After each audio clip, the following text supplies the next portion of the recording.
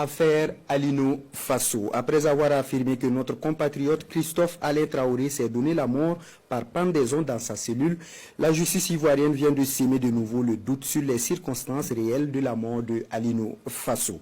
Le procureur de la République de Côte d'Ivoire a annoncé l'ouverture d'une information judiciaire afin de déterminer les causes de son décès. Des précisions avec Bienvenue Tansa.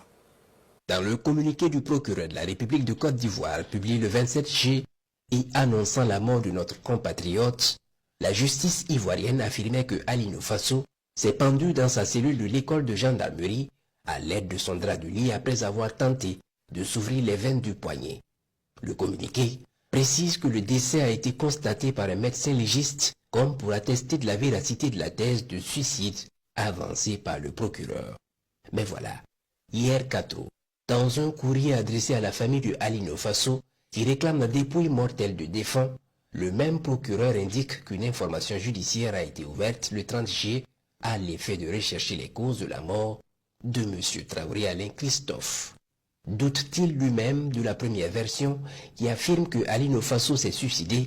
Le rapport du médecin légiste n'est-il pas fiable au point d'ouvrir une autre information judiciaire?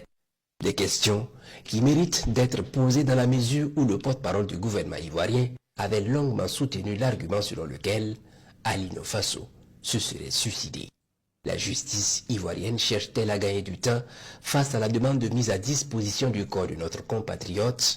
En tous les cas, cette lettre du procureur de la République de Côte d'Ivoire montre à souhait qu'il y a anguille sous roche dans cette affaire qui n'a certainement pas fini de livrer tous ses secrets.